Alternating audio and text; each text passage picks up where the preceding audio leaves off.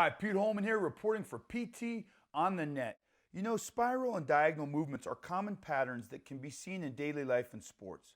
Whether shoveling snow, lifting a child into a car seat, or driving a golf ball, our bodies are designed to transfer rotational power from low to high and from high to low through that kinetic chain.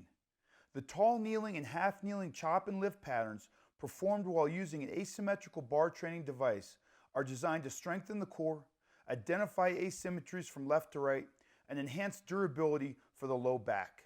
In this video, I'm going to discuss the origins of chops and lifts, the benefits of chops and lifts, and how to perform these exercises. So let's get started.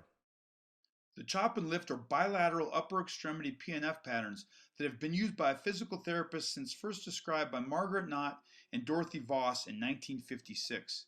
The spiral and diagonal movements in the chop and lift patterns were often found to be more effective in assessing and treating dysfunction than traditional single joint motions.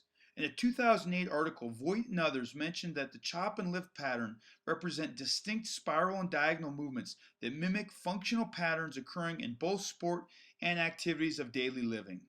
Let's now discuss the benefits of chops and lifts. You know, traditional core training has often involved movements that flex, twist, and extend the spine. However, recent research by Dr. Stuart McGill and others has shown that the core functions more to stabilize the spine than to induce movement. Additionally, McGill reports in his book Low Back Disorders that repeated loaded flexion of the spine has been shown to cause premature wear and tear to the annulus and the intervertebral discs of the spine. The purpose of chops and lifts is to train the core muscles to activate prior to movement, helping to stabilize the spine. With proximal stability of the spine, not only will the back be protected, the core will create a base from which to drive power up and down that kinetic chain. Individuals with strong legs can often muscle through diagonal movements with their leg power. By performing these movements in the developmental postures of half and tall kneeling, individuals that have strong legs are forced to activate the core, helping groove proper firing patterns for optimal performance and durability. Okay, let's get you set up for the tall kneeling chop. Now you want to face sideways to the anchor point, and you notice we're using a high anchor point. This is a high to low movement. If you want to make the exercise a little bit more difficult, narrow your base of support. That's going to activate more core musculature. This motion is simply an oblique movement, a pull across the body, and then a push with the power hand. The power hand in this instance is his right hand. He's going to extend that arm away from his body as he pulls in with his left, his base hand.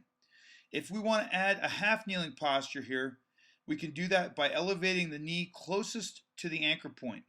This is called a half kneeling position, and this is going to challenge your medial lateral stability and support.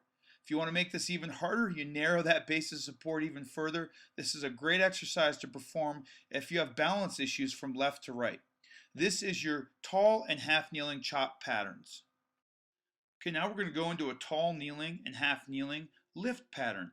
Basic setup is the same. You're facing sideways to the anchor point. The more narrow your stance is, the harder this exercise is going to be. You're going to draw the bar up and across your body and then extend again that power hand out towards the striking target. That's an oblique angle, an oblique strike. Notice he's trying to keep his shoulders and hips pretty much in alignment. There's very little rotation that occurs here. If we want to challenge that medial lateral stability and support, we're going to elevate the outside leg, the leg furthest from the anchor point. And those are your tall kneeling and half kneeling lift patterns.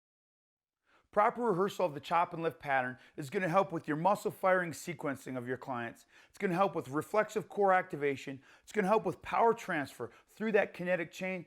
And it's going to strengthen and tone the midsection of the body, which all your clients want. Until next time, thanks for joining. Pete Holman signing off for PT on the net. If you enjoyed this video, please hit the like button below. If you have any questions about enhancing core performance with chop and lift patterns, please leave a comment and we will do our absolute best to answer you. And if you want any more information about PT on the net or Pete Holman, click on the links in the description. Subscribe to our channel, we upload a video every week.